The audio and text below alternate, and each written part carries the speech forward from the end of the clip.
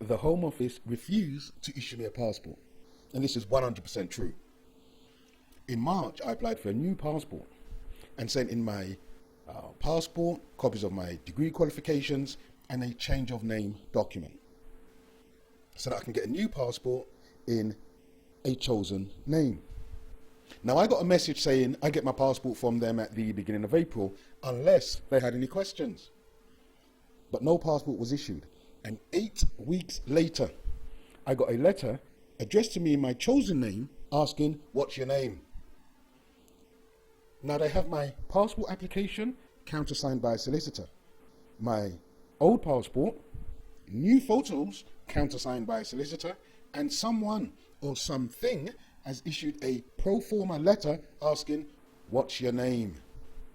Now, the name on the bottom of the letter said A. Mahmood, but I don't know if that's artificial intelligence or someone with no intelligence. On receiving that letter, I knew I couldn't communicate with whatever it was that sent that letter, because you can't reason with a machine or someone with the intelligence of a butter bean. So I sent a letter straight to the customer complaints department saying it was incredulous that A. Mahmood was asking, "What's your name?" I was stupefied by the stupidity of A. Mahmood, that it had all the correct documentation, and months after receiving my incomplete application, it was asking for my name. So I sent a letter to the customer complaints department saying, issue me with a passport. I don't really care what name is issued in. You've got all the correct documentation there. Yeah? And 3 weeks later, I got a response from Mrs. K. Jennings. And again, I don't know if this is artificial intelligence or someone with no intelligence. But again, I got a pro forma response that didn't address a single thing I said in my letter. So I wrote back to the public servant and I said, I invite you to actually read the contents of my letter instead of trying to be white, and simply confirm whether you will issue me with a passport in either name. I don't care which. 2 weeks later, Mrs. K. Jennings sent another pro forma letter saying, if you do not prove your name, and remember, they have my passport, my degree certificates, photographs, countersigned by a solicitor, and the change of name deed. If you don't prove your name, we are not going to issue you a passport in either your official name or your chosen name. And we're going to keep your application fee. And if you don't like what I've said, go and complain elsewhere. And this was the second time Mrs. K. Jennings had ended its letter with, and if you don't like it, go elsewhere.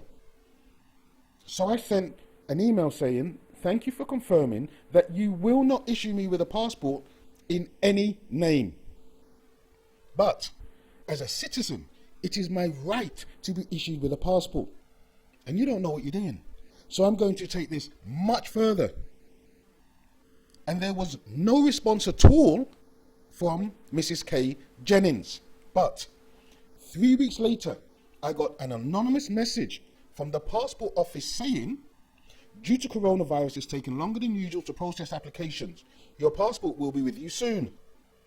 And 2 weeks after that, I get a letter from the passport office asking, what's your name?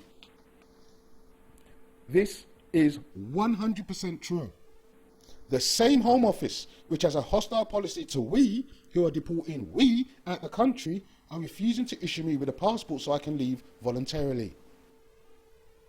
The Home Office is preventing me from leaving this island forever. So I'm going to write to the European Court of Human Rights to get them to pass a judgment that, as clear and as obvious as it is, that this government has a hostile policy to people like me, that they cannot, under national or international law, refuse to issue a citizen with a passport because it breaches their fundamental right, which is freedom of movement. You see, I can't write to the Home Office and complain because they're the ones that are oppressing me. Do you see what I mean? The oppressor doesn't accept they do anything wrong. So I have to go much higher than that. Now they know they cannot refuse to issue a citizen with a passport. They know this. But the country is being run by crazy people, and so they act crazy. So, if anyone knows of any continental truck drivers or someone who owns a boat, or better still an aeroplane, who can help me escape, let me know in the comments below. Thank you for listening. Please share widely, because this could happen to someone else too. Please subscribe to my channel. More videos coming soon.